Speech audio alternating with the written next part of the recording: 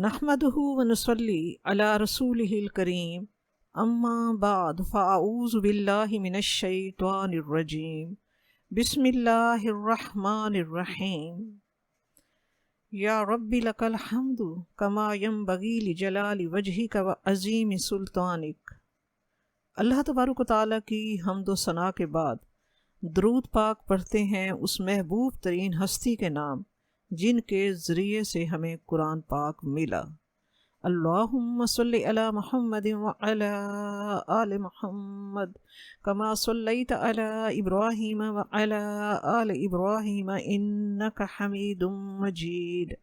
اللہم بارک علی محمد وعلی آل محمد کما بارکت علی ابراہیم وعلی آل ابراہیم انک حمید مجید۔ رب اشرح لی صدری ویسر لی امری واحلل عقدۃ من لسانی یفقہوا قولی۔ آیت نمبر 278۔ یا ایہا الذین آمنوا اتقوا اللہ وذروا ما بقی من الربا ان کنتم مؤمنین۔ اے ایمان والو، اللہ تبارک و تعالیٰ کا تقوی اختیار کرو اور سود میں سے جو بقایا رہ گیا ہے اسے چھوڑ دو اگر تم واقعی مومن ہو۔ آیت نمبر 279 279۔ فَإِن لَّمْ تَفْعَلُوا فَأْذَنُوا بِحَرْبٍ مِّنَ اللَّهِ وَرَسُولِهِ۔ پھر اگر تم نے ایسا نہ کیا تو خبردار ہو جاؤ کہ اللہ اور اس کے رسول کی طرف سے تمہارے خلاف اعلان جنگ ہے۔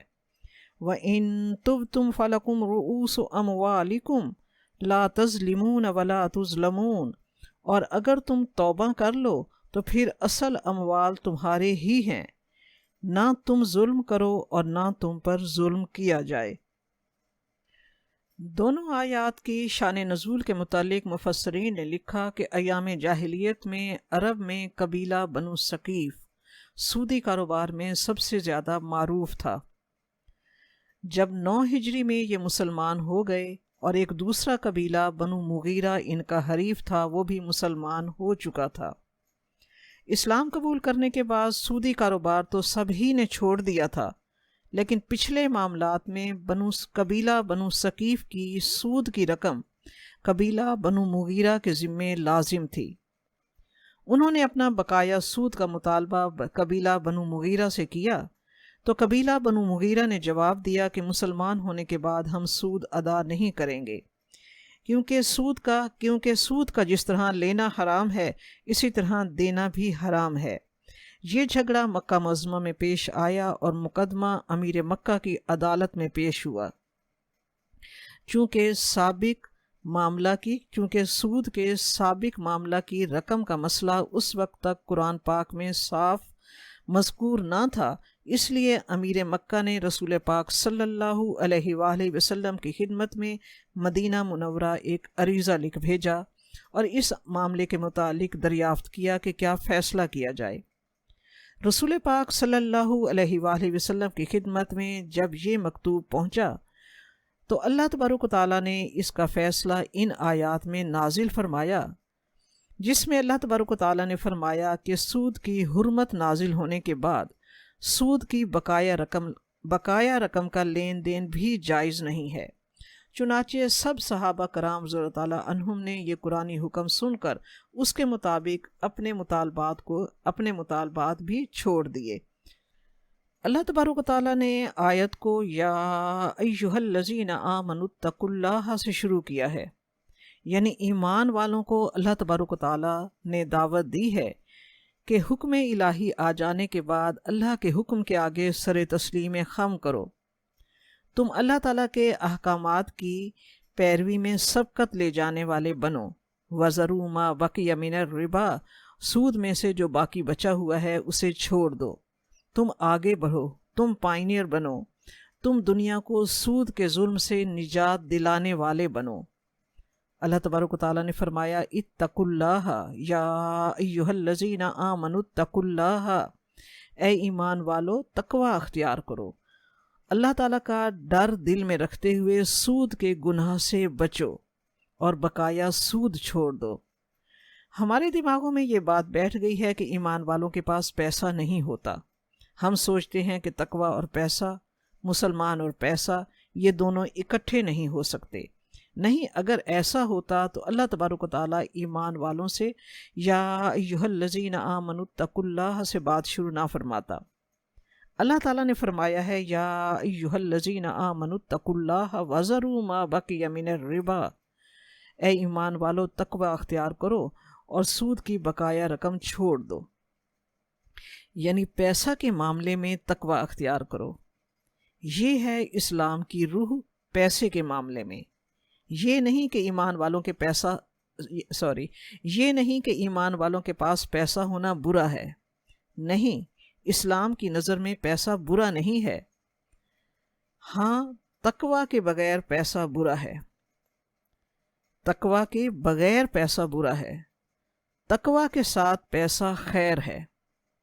رب کریم نے کاروبار کرنے سے منع نہیں فرمایا، سودی کاروبار کرنے سے منع فرمایا ہے کہ سودی کاروبار ختم کر دو، اور اللہ تعالیٰ کے حکم آ جانے کے بعد، سود کے حرام قرار دیے جانے کے بعد سود کی بقایا رقم چھوڑ دو، ان کنتم مؤمنین، اگر تم ایمان والے ہو۔ یعنی سود کی بقایا رقم یعنی پچھلی رقم وصول کرنا مسلمان کا کام نہیں ہے۔ آیت نمبر 279 میں ان لوگوں کے لیے سخت وعید ہے جو اللہ تعالیٰ کا حکم آ جانے کے بعد سود پر جمے ہوئے ہیں۔ حضرت ابن عباس رضی اللہ تعالیٰ عنہما فرماتے ہیں کہ سود خوار سے قیامت کے دن کہا جائے گا کہ اپنے ہتھیار لے لے اور اللہ سے لڑنے کے لیے آمادہ ہو جا۔ مفسرین کا کہنا ہے کہ قرآن مجید میں اس سے سخت آیت نہیں دیکھی جس میں اللہ اور اللہ کے رسول کی طرف سے اعلان جنگ ہو۔ یہاں سوال یہ پیدا ہوتا ہے کہ شرعی نقطہ نگاہ سے کئی گناہ ایسے ہیں جو سود سے بھی بڑے ہیں، مثلاً شرک، مثلاً قتل ناحق اور زنا وغیرہ، لیکن اللہ اور اس کے رسول سے جنگ کی وعید اللہ تعالیٰ نے صرف سود کے متعلق سنائی ہے، اور آپ صلی اللہ علیہ وآلہ وسلم نے بھی ایسے سخت الفاظ استعمال فرمائے ہیں جو کسی اور گناہ کے متعلق استعمال نہیں فرمائے۔ اس کی وجہ کیا ہے؟ جیسا کہ ہم نے پیچھے ذکر کیا ہے کہ سود اصل میں اسلامی تعلیمات کے منافی ہے، اسلامی تعلیمات سے براہ راست متصادم ہے، اسلامی تعلیمات کے الٹ ہے۔ سود براہ راست اسلام کے معاشرتی اور معاشی نظام پر اثر انداز ہوتا ہے۔ اسلام ہمیں ایک دوسرے کے بھائی چارے، آپس میں مروت، ہمدردی اور ایک دوسرے کے لیے ایثار کا سبق دیتا ہے، اور آپ صلی اللہ علیہ وآلہ وسلم نے صحابہ کرام رضی اللہ تعالیٰ عنہم کی تربیت اسی تعلیم اور اسی انداز میں کی کہ وہ فی الواقعی ایک دوسرے کے بھائی بھائی اور مونس و غم خوار بن گئے۔ اللہ تعالیٰ نے اس چیز کو قرآن پاک میں اپنا احسان عظیم شمار کرتے ہوئے 2 مقامات پر اللہ تعالیٰ نے اس کا تذکرہ فرمایا۔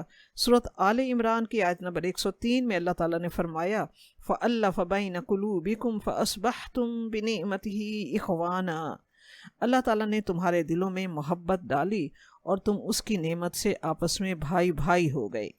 سورۃ انفال میں بھی اللہ تبارک و تعالیٰ نے یہی فرمایا وَأَلَّفَ بَيْنَ قُلُوبِهِمْ لَوْ أَنفَقْتَ مَا فِي الْأَرْضِ جَمِيعًا مَا أَلَّفْتَ بَيْنَ قُلُوبِهِمْ وَلَكِنَّ اللَّهَ أَلَّفَ بَيْنَهُمْ، کہ اللہ تعالیٰ نے ان کے دلوں میں محبت ڈالی، اگر وہ زمین کا تمام خزانہ بھی خرچ کرتے تو محبت نہیں ڈال سکتے تھے دلوں میں، لیکن اللہ تعالیٰ نے ان کے دلوں میں محبت ڈالی۔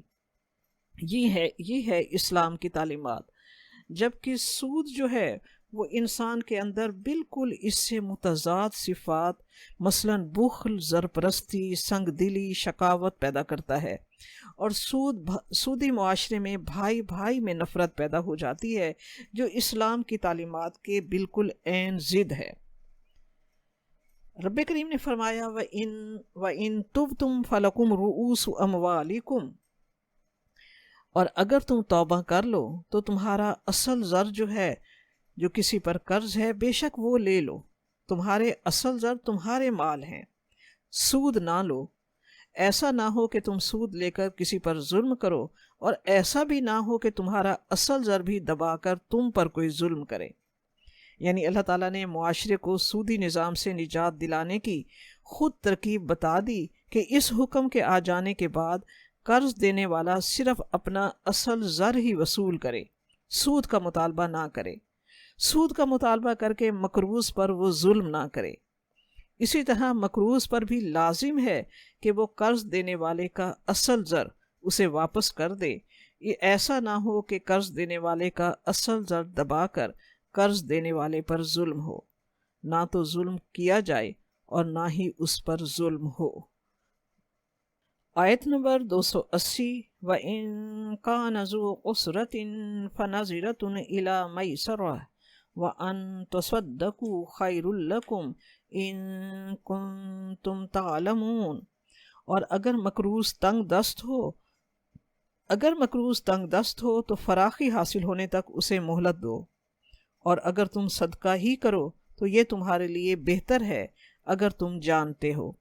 آیت نمبر 281 وَاتَّقُوا يَوْمًا تُرْجَعُونَ فِيهِ إِلَى اللَّهِ ثُمَّ تُوَفَّى كُلُّ نَفْسٍ مَا كَسَبَتْ وَهُمْ لَا يُظْلَمُونَ۔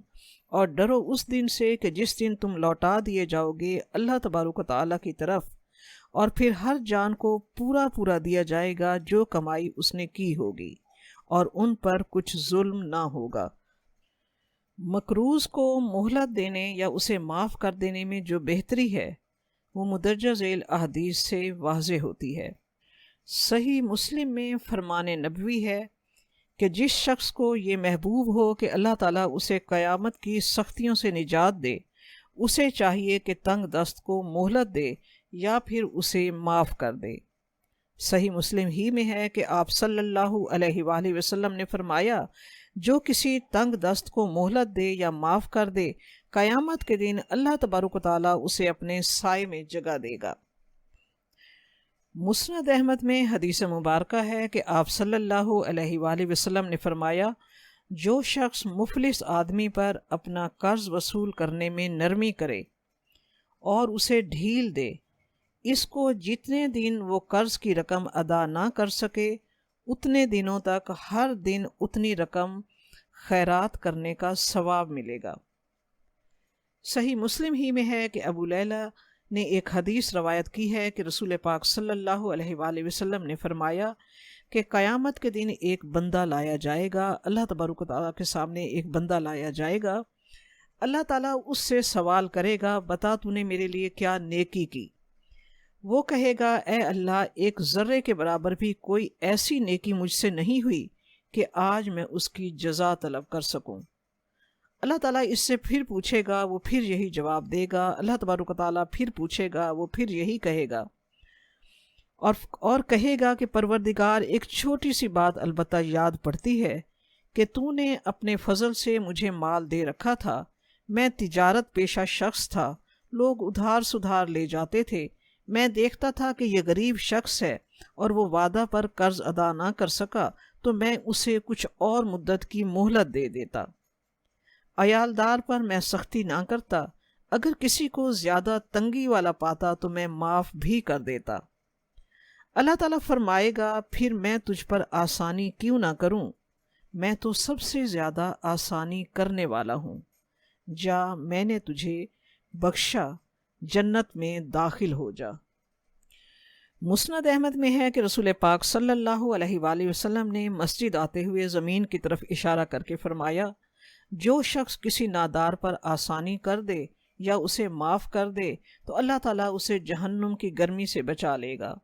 سنو، جنت کے کام مشقت والے ہیں اور خواہش کے خلاف ہیں، اور جہنم کے کام آسانی والے ہیں اور خواہش نفس کے مطابق ہیں۔ نیک بخت ہیں وہ لوگ جو فتنوں سے بچ جائیں۔ وہ انسان جو غصے کا گھونٹ پی لے، اللہ تعالیٰ اسے ایمان سے نوازتا ہے۔ وَأَن تَصَدَّقُوا خَيْرٌ لَكُمْ إِن كُنتُمْ تَعْلَمُونَ۔ اگر تم صدقہ کرو تو بہتر ہے تمہارے لیے اگر تم جانتے ہو۔ یعنی اس میں اللہ تبارک و تعالیٰ فرما رہا ہے کہ جو تم نے قرض دیا ہے، حکم آ جانے کے بعد سود کو تو تم چھوڑ ہی چکے ہو، اور اگر مقروض بہت تنگ دست ہے تو اپنا اصل زر بھی معاف کر دو، تو یہ اللہ کو تمہاری طرف سے قرض حسنہ ہو جائے گا۔ تمہارے لیے ذخیرہ آخرت بن جائے گا۔ اگر تم اولو الالباب ہو، اگر تم سمجھدار ہو تو تم اس بچت کے امیدوار بنو جو اللہ تعالیٰ کے ہاں اجر و ثواب کی صورت میں تمہیں ملے گی۔ اس کے مقابلے میں اس رقم کی کوئی حیثیت نہیں ہے جو تمہیں مقروض سے واپس ملے گی۔ صحیح بخاری میں ہے کہ حضرت عبداللہ بن کعب رضی اللہ تعالیٰ عنہ کہتے ہیں کہ میرے باپ کعب بن مالک نے عبداللہ بن ابی حدر سے مسجد نبوی میں اپنے قرض کا مطالبہ کیا۔ دونوں کی آواز بلند ہوئی۔ آپ صلی اللہ علیہ وآلہ وسلم اپنے حجرہ مبارک میں تھے۔ ان دونوں کی آوازیں سنی تو آپ صلی اللہ علیہ وآلہ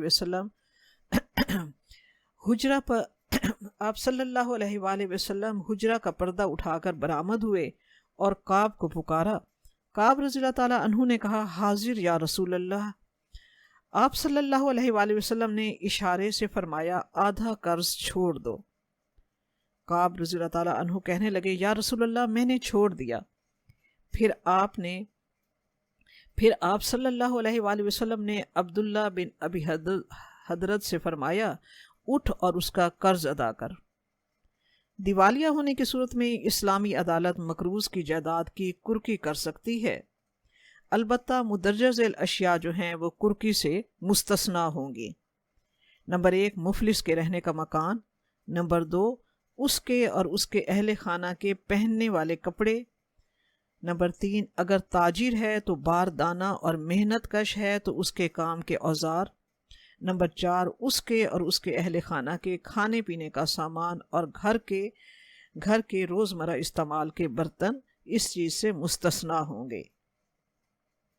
سود کے متعلق تمام احکامات دینے کے بعد اللہ تبارک و تعالیٰ آیت نمبر 281 میں فرما رہا ہے، وَاتَّقُوا يَوْمًا، ڈرو اس دن سے جس میں تم لوٹائے جاؤ گے اللہ تعالیٰ کی طرف، اور پھر تمہیں وہ پورا دے گا اس چیز کا بدلہ جو تم نے کمایا، اور تم پر ظلم نہ کیا جائے گا۔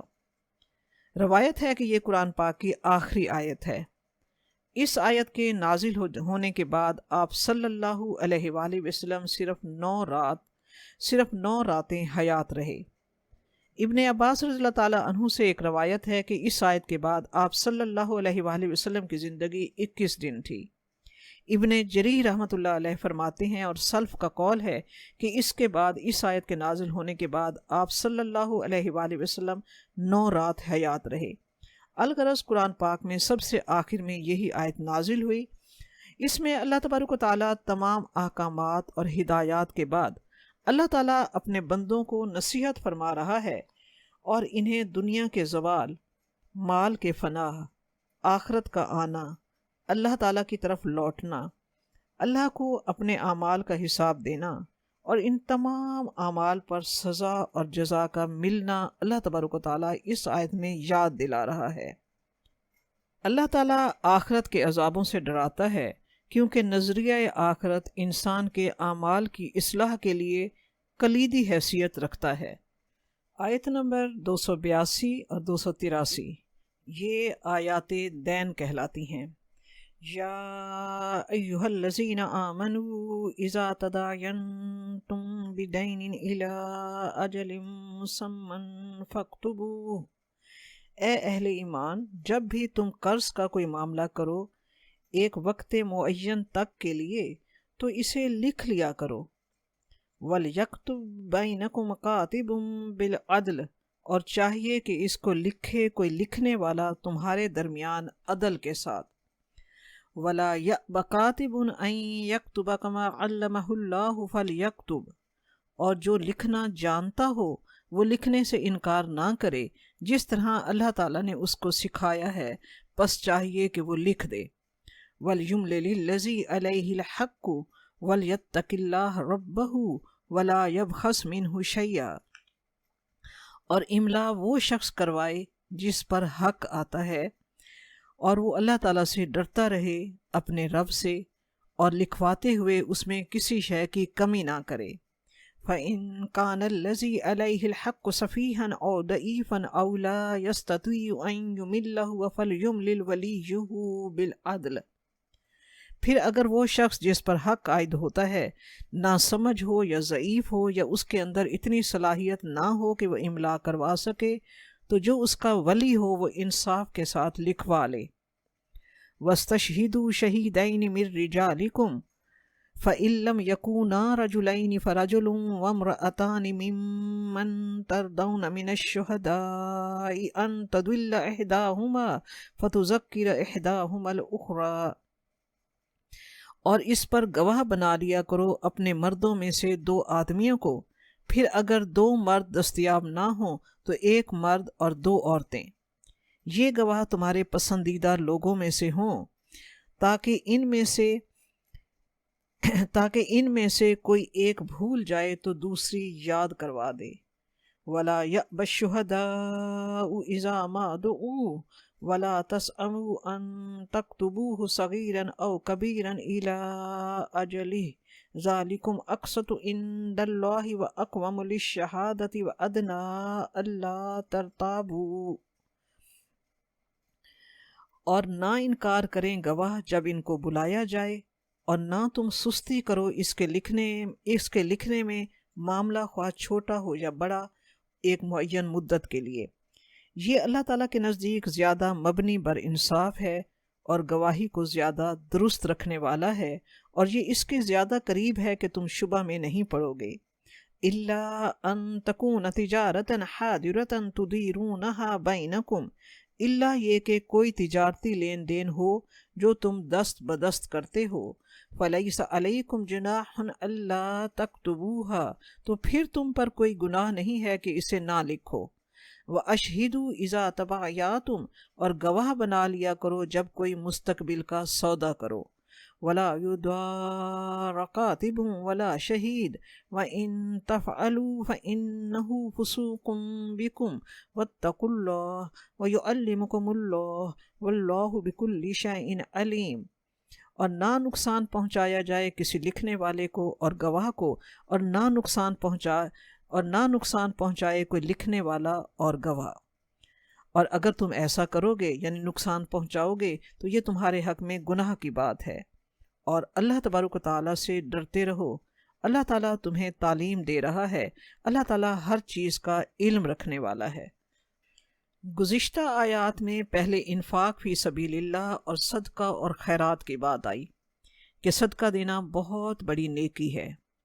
پھر اس سے اگلی آیات میں اللہ تعالیٰ نے سود کے بارے میں حکم، سود کی حرمت کے بارے میں احکام نازل فرمائے اور سود کو حرام قرار دے دیا۔ سود پر پابندی لگ گئی۔ کاروبار کے لیے انسان کو پیسے کی ضرورت ہوتی ہے، صدقہ ہر کوئی لینا نہیں چاہتا، سود پر پابندی لگ گئی۔ قرض حسنہ ہر کوئی لینا نہیں چاہتا، تو قرض کی بات آتی ہے۔ اللہ تبارک و تعالیٰ بتا رہا ہے کہ تمہیں قرض کی ضرورت پڑے تو قرض کیسے لو۔ 1500 سال پہلے اللہ تبارک و تعالیٰ بتا رہا ہے کہ فَاكْتُبُوهُ، لکھ لیا کرو۔ جب علم اتنا عام نہیں تھا، اللہ تعالیٰ جو حکیم علیم ہے وہ ہمیں قرض دینے کے معاملات کے بارے میں ہمیں تفصیل سے مکمل احکامات دے رہا ہے۔ اس سے پتہ چلتا ہے کہ قرآن پاک میں صرف اخلاقیات اور عبادات ہی کی تعلیم نہیں ہے، بلکہ معاملات کے بارے میں بھی ہمیں مکمل رہنمائی اللہ تبارک و تعالیٰ دیتا ہے۔ حضرت ابن عباس رضی اللہ تعالیٰ عنہما فرمایا کرتے تھے کہ میعاد مقرر کر کے حضرت ابن عباس رضی اللہ تعالیٰ عنہما فرمایا کرتے تھے کہ میعاد مقرر کر کے قرض کے لین دین کی اجازت اس آیت سے بخوبی معلوم ہوتی ہے۔ تو رب کریم یہاں فرما رہا ہے کہ جب قرض لینا پڑے تو کیسے لوگے، کیسے لکھت پڑھت کرو گے، کیسے گواہ ہوں، کون لکھے، کون گواہی دے، سفر میں ہو تو یہ معاملہ کیسے طے ہو، ان تمام باتوں کی تعلیمات اللہ تبارک و تعالیٰ ہمیں خود دے رہا ہے، پوری تفصیلات کے ساتھ اور پوری جزیات کے ساتھ۔ اس سے معلوم ہوتا ہے کہ دین کے اندر معاملات کی بہت اہمیت ہے۔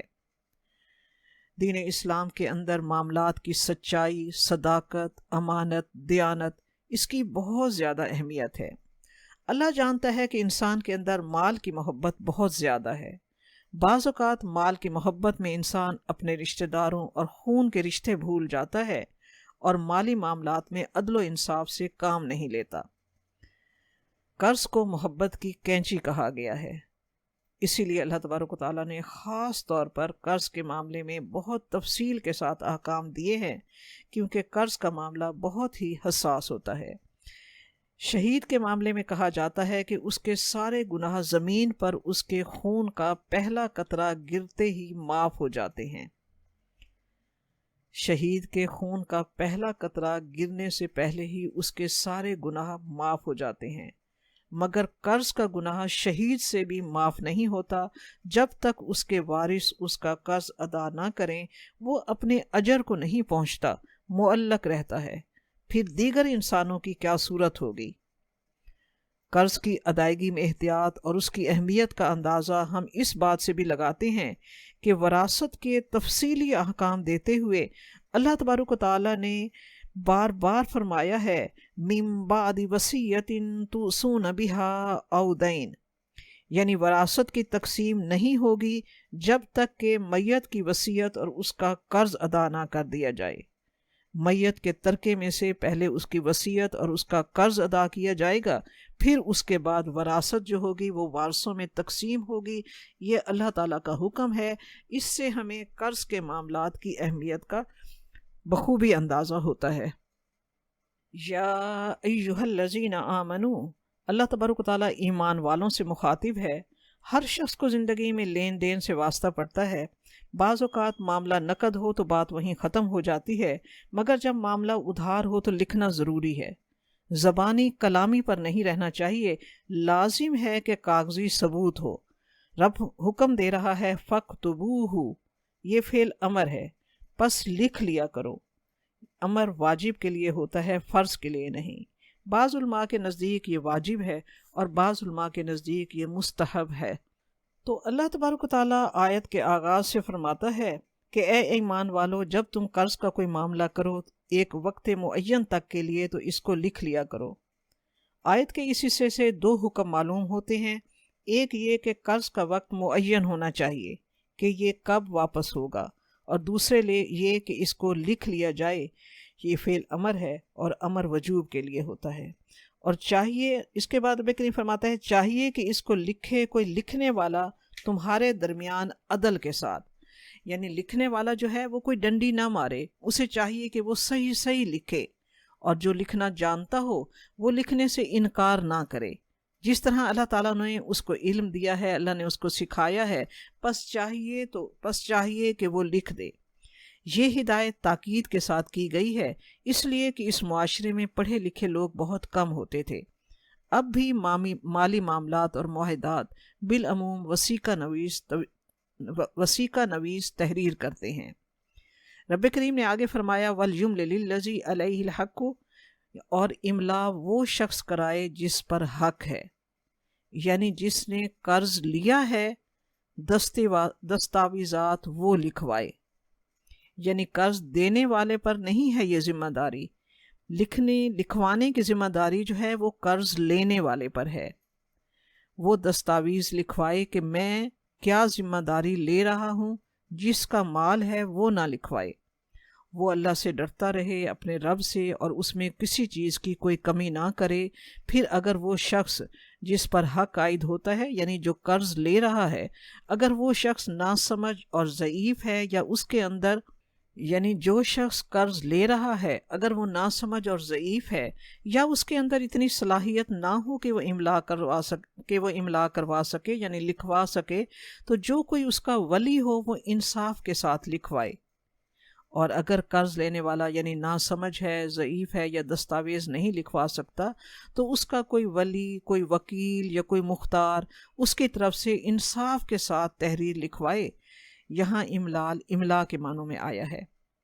اور رب کریم فرما رہا ہے کہ گواہ بنا لیا کرو اپنے مردوں میں سے 2 آدمیوں کو، اور اگر 2 مرد دستیاب نہ ہوں تو 1 مرد اور 2 عورتیں، یہ گواہ تمہارے پسندیدہ لوگوں میں سے ہوں، یعنی مسلمان ہوں، جس کی گواہی ہر 2 فریق کے نزدیک، یعنی گواہ ایسے ہوں جس کی گواہی دونوں فریق کے نزدیک مقبول ہو اور ان پر دونوں کو اعتماد ہو۔ اگر مذکورہ صفات کے 2 مرد دستیاب نہ ہوں تو گواہی کے لیے 1 مرد اور 2 عورتوں کا انتخاب کر لیا جائے، یعنی گواہوں میں 1 مرد کا ہونا لازمی ہے۔ یعنی یہ نہیں کہ 2 مرد اگر نہیں مل رہے تو 4 عورتوں کی گواہی چلے گی، نہیں، محض عورتوں کی گواہی نہیں چلے گی، بلکہ 2 مرد ہوں، یا 2 مرد اگر دستیاب نہیں ہیں تو 1 مرد اور 2 عورتیں ہوں۔ اب سوال یہ پیدا ہوتا ہے کہ آیا ہر قسم کے معاملات میں 2 عورتوں کی گواہی 1 مرد کے برابر ہے؟ نہیں، یہ معاملہ صرف قرض اور مالی معاملات میں دستاویز تحریر کرنے کے وقت ہے، اور اس کی تفصیل فقہا کے پاس ملتی ہے۔ گواہی کا یہ نصاب مالی معاملات کے لیے ہے، مثلا زنا اور قذف کے لیے 4 مردوں کی گواہی ضروری ہے، چوری اور نکاح و طلاق کے لیے 2 مردوں ہی کی گواہی ضروری ہے، رویت حلال کے لیے صرف 1 مسلمان مرد کی گواہی ضروری ہے، اور رضاعت کے لیے صرف 1 متعلقہ عورت یعنی دایا ہی کی گواہی کافی ہے۔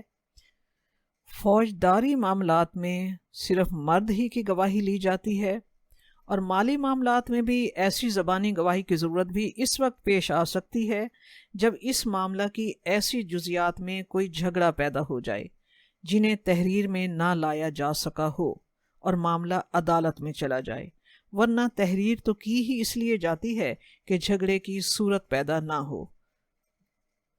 آگے اللہ تبارک و تعالیٰ نے فرمایا کہ گواہوں کو جب گواہی کے لیے بلایا جائے تو وہ انکار نہ کرے، یعنی وہ گواہ بن رہا ہے تو وہ اس کو اختیار ہے کہ وہ بنے یا نہ بنے، مگر جب وہ گواہ بن جاتا ہے اور اس کی گواہی کی ضرورت پڑتی ہے تو اس کو چاہیے کہ وہ اس وقت انکار نہ کرے۔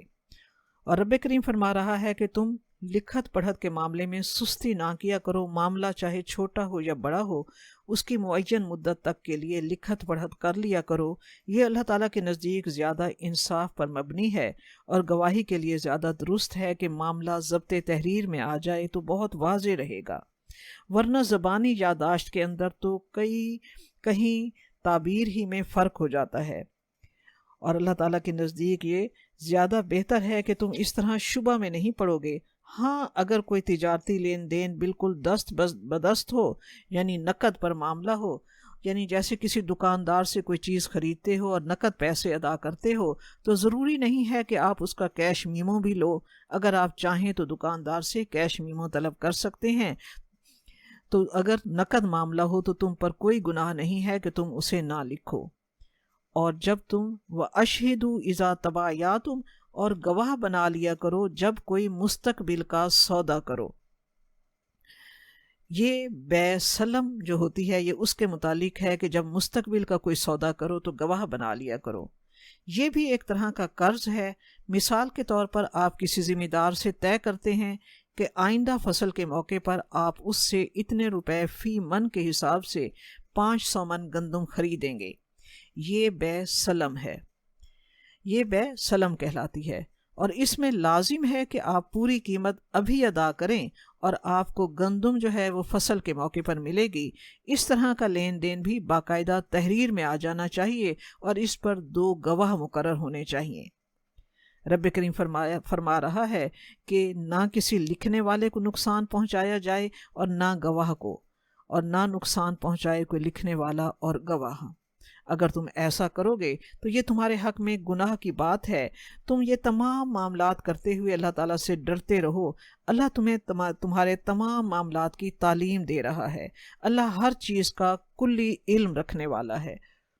آیت نمبر 283 میں سفر کی صورتحال ہو اور ایسا معاملہ پیش آئے تو انسان کو کیا کرنا چاہیے، تو رب کریم فرما رہا ہے وَإِن كُنتُمْ عَلَى سَفَرٍ وَلَمْ تَجِدُوا كَاتِبًا فَرِهَانٌ مَقْبُوضَةٌ، اگر تم سفر پر ہو اور کوئی لکھنے والا نہ پاؤ تو دوران سفر کوئی لین دین کا یا قرض کا معاملہ ہو جائے اور کوئی کاتب نہ مل سکے تو تم کیا کرو، تو کوئی شے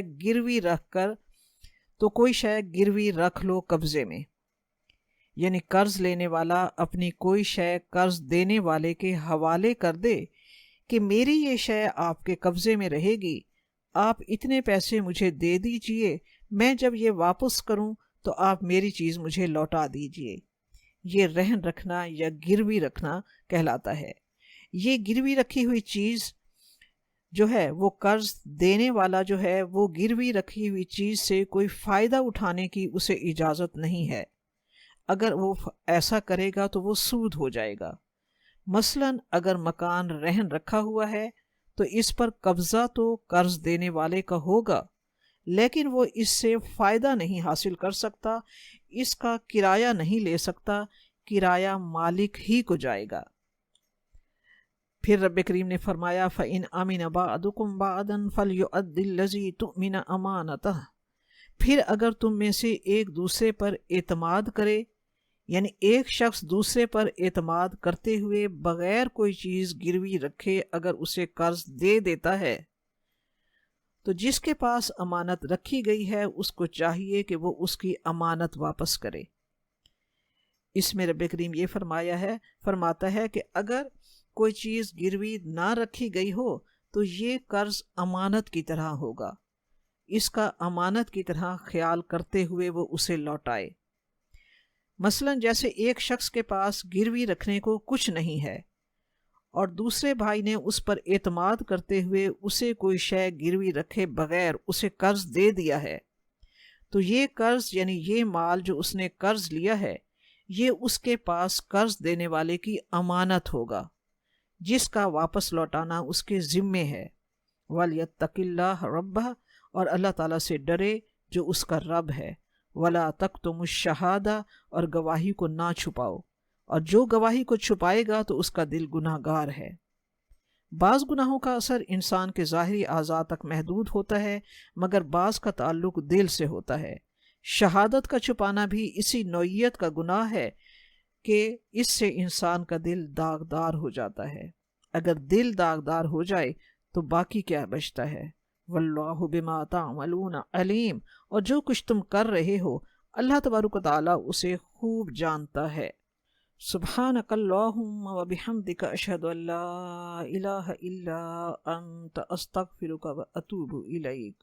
آمین۔